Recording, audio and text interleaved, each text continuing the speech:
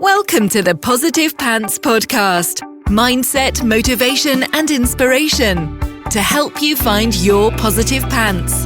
Let go of negative thinking and stop living for the weekend. With your host, Fran Excel.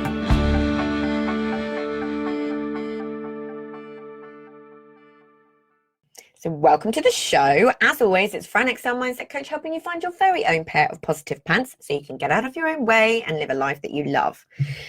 Today's topic, it's a biggie. So it's all about don't fear the haters. So do you not put certain things out because of fear of what haters, in inverted commas, or trolls might say? Do you worry about people criticizing what you have to say, or just kind of being downright mean? Yeah? Is it a fear about they're going to say about what you're saying, about your services or products themselves, how you look, how you sound, all of the above? Yikes. So it's really scary putting your work or yourself out there for all the world to see and judge. It was one of the biggest mindset gremlins that made me subconsciously look for all the excuses under the sun to quit on my jewellery business 5 years ago. What if they don't like me? What if they think I'm not pretty enough, thin enough, clever enough, good enough? And they actually say so. Publicly. I get it. Totally. I feel you. But how far do you think it's going to get you? The sad reality is it's probably going to happen at some point. The digital space has made it all too easy for keyboard warriors to sit behind their screen in their pants anonymously and revel in trying to take other people down just to make themselves feel better, right? And a fear of judgment, criticism, or a fear of being wrong are some of the biggest reasons that people don't do the things that will actually make them visible and actually get their message out into the world. And I would have definitely been one of those people. I spent my entire life, at least 30 years of it, aging myself there, spent most of my life caring too much about what other people think of me. I honestly get it. However, now is a different story. I think about those people and those comments very, very differently. And I hope this can help you do the same. Now, here are a couple of reasons why. Firstly, as I talked about in previous episode on perfectionism, which I will link to, it is impossible for 100% of people to agree with you 100% of the time. It just doesn't happen.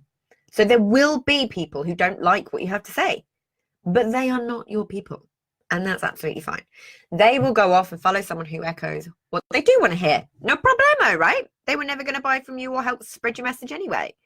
But the biggie that I really, really want you to understand and remember is this. Hurt people hurt people. Yeah, let that sink in. Hurt people hurt people. Yeah, I'm pretty sure I've said this before too, but I'm hoping this is going to really sink in.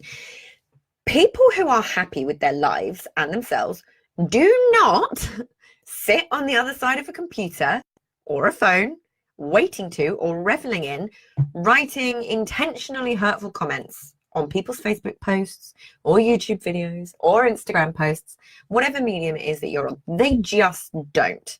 My brother has a YouTube channel with over something like almost 12 million views, and the stuff that gets said to him is insane.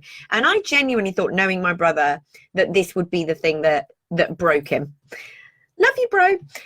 But he finds it hilarious now. Some of the things, when you can understand this. So the way I choose to look at it is through the eyes of sympathy, eyes of empathy. I like to call it empathy over anger. So those situations where your natural instinct would be to be angry or hurt, but instead you remind yourself of this and you empathize, even feel sorry for that person. I mean, really, when you think about it, what must be going on for them in their lives that they feel the need to behave in that way? That they even have that aspect as a part of their personality. Yeah? I mean, do any of your friends behave in that way? If they do, I would have a little look about who you're hanging around with. But no, they don't. Constructive criticism is another matter. And if that's something you think about and worry about, then it might be worth asking yourself why. You know, do you feel like an imposter? And if you do, go back to the episode on dealing with imposter syndrome. Do you not back your opinions and are scared of being wrong? Do you fear people judging you? Because the thing with judgment is you only ever judge people on the things you judge yourself for. There was a great example I read about this. Would you judge yourself by the arch of your foot? Probably not. Would a ballet dancer? Absolutely. See? Okay. So ask yourself these questions. Not the one about the ballet. I mean the one about, do you feel like an imposter? Why are you fearing constructive criticism? Ask yourself the question and have a bit of a journal and see what comes up. At the end of the day, constructive criticism is just that. It's constructive. It's useful, can be useful, and something that you can learn and grow from. So that's not so bad, right? Thank them for their comments and say you'll give it some consideration. Awesome. Everybody's happy. They got their point across. You will move on. Nasty comments purely for the sake of it is very, very different. So it's important to understand the difference and which one really is the one that's holding you back.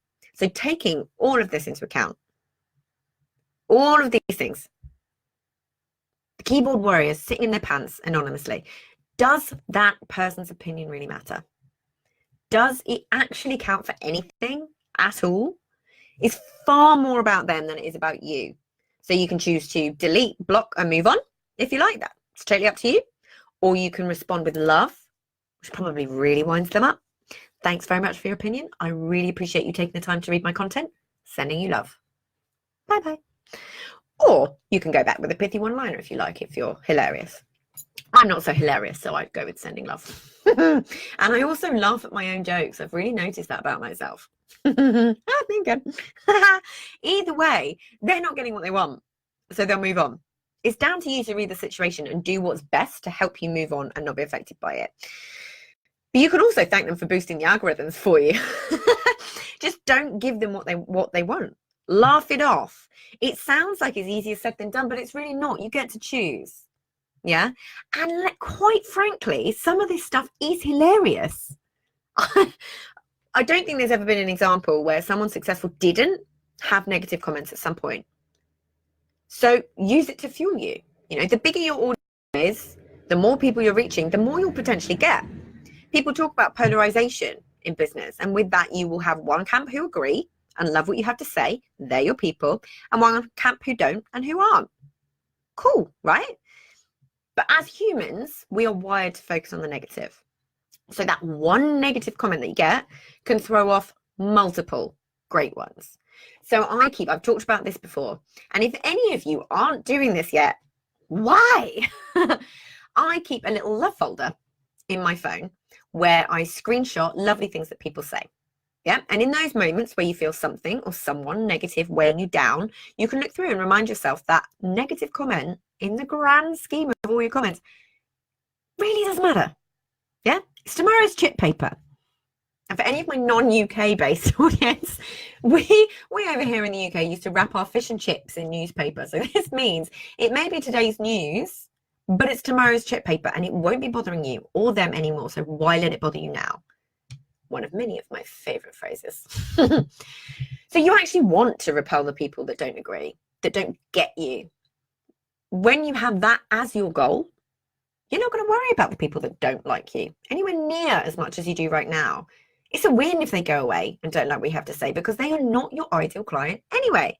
Oh, poet, didn't know it. When you can think differently about the haters that, let's be honest, don't even exist yet, and head over to my episode on overthinking if you're thinking that, you will feel so much more empowered and confident to put yourself out there. You really, really will. To launch the thing you've been thinking about and wanting for ages, but putting off, that course, that YouTube channel, that book, that podcast, whatever you have a calling to create, but you've been having your foot on the gas and the brake at the same time for fear of what other people might say. Don't fear the haters. Love on them. It shows you're probably doing it right?